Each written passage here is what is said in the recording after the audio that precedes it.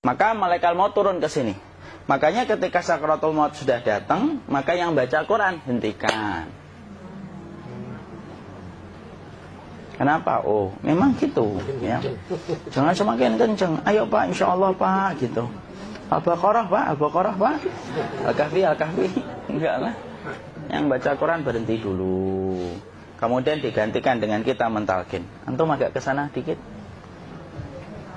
Masya Allah ya. Orang yang meninggalnya kooperatif ini.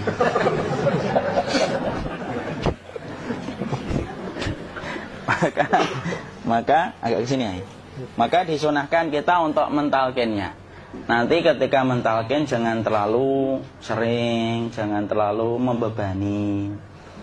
Jangan terlalu sering itu la ilaha illallah, la ilaha illallah. Tidak gitulah. Berat nanti dia ngerasakan. Di situ Imam Qurtubi juga menyampaikan, jangan terlalu sering karena itu memberatkan dadanya. Jadi ketika mentalkin, saya sampaikan, boleh diganti atau enggak Ustadz? Enggak lah, talkin itu ibadah. Ibadah itu tauqifiyah. Tauqifiyah itu enggak usah diganti. Karena Rasulullah mengatakan, lakinu ala mautakum la ilaha illallah. Talkin orang yang meninggal di antara kalian dengan la ilaha illallah. Enggak usah diganti Allah Ustadz yang lebih singkat, lebih pendek. Enggak usah. Subhanallah Ustadz, enggak usah. Kenapa? Karena talqin sudah ditetapkan ucapannya oleh Nabi, begitulah kita mencontohnya. Jadi tidak usah diganti. Cara mentalqin, jadi kalau keadaan sudah tenang, tolong kalau sudah sakaratul maut jangan ditinggalkan.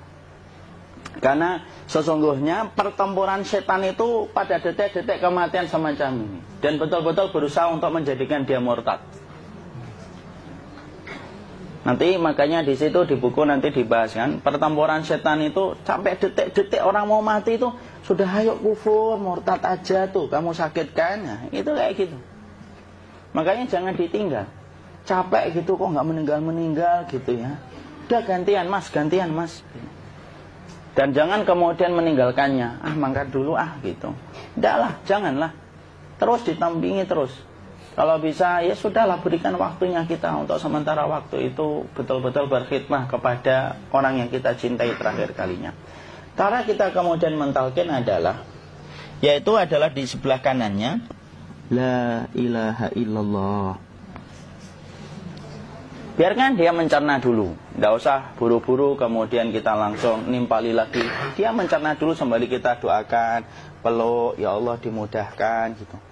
Kalau ada orang yang bisa ngucapin la ilaha illallah, itu siapa yang memberikan itu Ustaz? Yang memberikan kekuatan Allah Pak. Karena ngomong aduh aja sudah tidak mampu.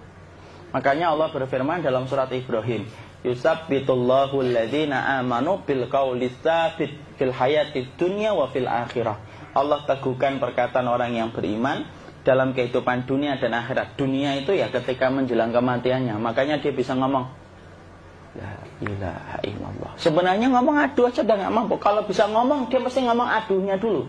Tapi Allah yang menggerakkan. Ngomong la ilaha illallah. Makanya mangkana akhiru kalamihi la ilaha illallah dakhalal jannah. Barang siapa akhir kalamnya itu adalah la ilaha illallah, pasti masuk surga. Makanya kita lagi la ilaha illallah.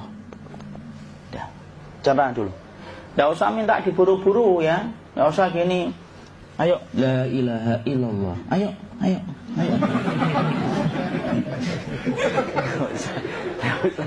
Enggak usah gitu. Ya, biarkan dia pelan-pelan gitu. Ayo tapak, ya Allah capek saya Pak. Enggak usah gitu. Ya ucapkan la ilaha illallah. Kemudian dia mencerna. Lalu kalau dia sudah mengatakan, untuk mengatakan la ilaha illallah. Nah, kalau sudah mengatakan la ilaha illallah, berarti sudah. Tidak usah ditalkin lagi, tidak usah. Belum meninggal juga Ustaz? Tidak apa-apa, biarin aja. Dia di situ aja. Kecuali dia ngomong lagi dan gak usah diajak ngomong alhamdulillah ya Pak, ya Allah gitu. Terus dia jawab alhamdulillah.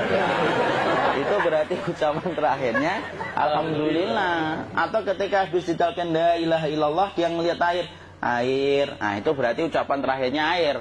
Talkin lagi. Gak usah marah. Aduh Pak minta air. Kuncinya mau minta air nanti aja dikubur gitu loh. Jangan gitu. Biarin aja. Jangan kemudian setelah la ilaha illallah La ilaha illallah. Terus, ayo tutup, awas ya ngomong lagi ya. Nggak usah gitu juga. Maka kemudian setelah la ilaha illallah sudah, nggak usah diajak ngomong gitu. Terus kemudian nggak usah ada anaknya perempuan, ya Allah Pak, sudah bisa ngomong la ilaha illallah, usah gitu. Cukup dalam hati alhamdulillah gitu. Diam kita dengerin gitu. Disitulah nanti biasanya detik dia terakhir. Dia nanti ngeliat di sini Pak, prosesnya itu nanti kaki langsung sebagian jempol dingin dia. Kaki, telapak kakinya langsung kalau kita geningkan dingin kayak kaki yang kena AC langsung. Kemudian dia langsung ningkup gini, dikit dia, mulai kaku dia. Atau kalau enggak, gini dia. Langsung kayak jatuh, kayak kepala nanti yang paling terakhir, kepala itu pasti ada gerakannya Pak. Ini meninggal itu. Pasti gitu. Pasti gitu. Karena apa? Sudah tidak ada beban ruh yang menahannya. Ya, cabut ya, set pelan, maka kemudian malaikat itu. Tapi tetap sakit lah. Walaupun dikatakan ringan, tetap sakit. Maka kemudian sakit gitu. Set ngelewatin sini. Jantung kemudian sudah tidak berfungsi. Kemudian ginjal Pak, ngelewatin ginjal tidak berfungsi. Bapak bayangkan kan, kalau yang pernah sakit batu ginjal Pak, sepakat nggak kalau kita batu ginjal itu sakitnya luar biasa Pak? Itu baru titik batu kecil di ginjal. Kita bisa bayangkan tiba-tiba ginjal tidak berfungsi. Sakitnya kayak apa Pak? Tiba-tiba ginjal nggak berfungsi, pankreas naik, kemudian tek jantung. Jantung ini dia masih hidup dia, di sininya masih hidup walaupun jantungnya sudah berhenti. Naik. Kemudian mata, dia ngelewatin mata. Organ tubuh yang paling setia sama ruh itu mata. Maka kemudian mata dia ngelihat dia, set. Ngelihat set keluarnya, set naik dia. Ya dilihat ini sama dia. Makanya Rasulullah mengatakan innar ruha idza qubida tabi'ahul basar. Ruh itu kalau dicabut, mata itu ngikutin kemana perjalanan ruh itu. Makanya ada yang meninggalnya gini. Ya itu bukan tanda su'ul khatimah. Itu tanda fitrahnya mata ngikutin ruh. Atau kemudian bukanya sedikit. Ada yang kayak senyum Pak. Ada yang kesini yang keringetan. Nah, itu tanda husnul khatimah. Ada yang senyum. Jadi sakitnya setelah selesai itu plong gitu loh. Makanya kemudian ada yang tersenyum. Maka itu tanda. Kalau kita ngelihat orang yang membuka mata kayak gini, tidak usah takut. Cepat-cepat kemudian kita nanti tutup. Biasanya kalau terlalu lama, itulah yang menjadikan ini tidak bisa ditutup. Makanya harus pakai kapas akhirnya. Karena apa? Karena pas meninggal nggak langsung ditutup. Biasanya karena perawat takut, dokternya juga nggak tahu itu, dibiarin itu. Makanya ada beberapa mata yang ditutup pakai tensoplas kan? Sebenarnya kalau langsung bisa nutup dia, fitrahnya nutup mata itu. Jadi kemudian kita baca Allahumma firlahu warhamhu wa'afihi wa'fuanhu atau bismillah wassalatu wassalamu ala rasulillah, tutup. Bismillah. Tidak usah takut. Kecuali buka lagi ya, ini baru kita kabur bareng. Kalau buka lagi Pak, insya Allah Pak, ya Allah ya kita kabur bareng-bareng Pak. Diusap Pak, diusap ini. Enggak disenggol gini enggak. Begini kan, sudah meninggal dunia. Tangan boleh begini, boleh diluruskan, enggak ada ketentuannya. Boleh gini, boleh kemudian lurus. Tidak usah disalahin kalau ada yang lurus. Lu itu tangannya gimana sih? Posisikan kayak sholat. Nah, ada perintah kayak gitu. Jadi kemudian dikondisikan saja. Terus maka kemudian dipijit-pijit, akiknya dikeluarin. Kemudian jamnya dilepas, gigi palsunya dilepas kalau ada. Ya. Kemudian apa setelah itu? Coba buku.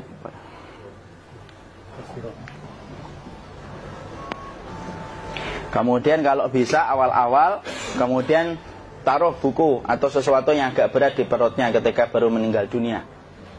Kenapa kemudian ditaruh kayak gini? Bukan apa-apa, supaya membantu sisa-sisa pencernaan dia untuk keluar. Nanti Pak, biasanya kalau kita taruh agak yang berat gini atau kemudian kita gini-gini kan, ini udah makan belum Maki? Udah makan belum makan kok udah gede ya? Maka pencet-pencet kayak gini biasanya nanti ketika dimandikan, nah pas dimandikan diginikan saja. Nah ini dia sudah keluar di belakang, dia gini. Terus nanti keluar dia. Nah ini keluar langsung di belakangnya. Dan memperlakukan orang kalau sudah meninggal dunia itu yang lembut gitu. Kenapa? Inna kasra admil mayyiti kakasri admil hayyi.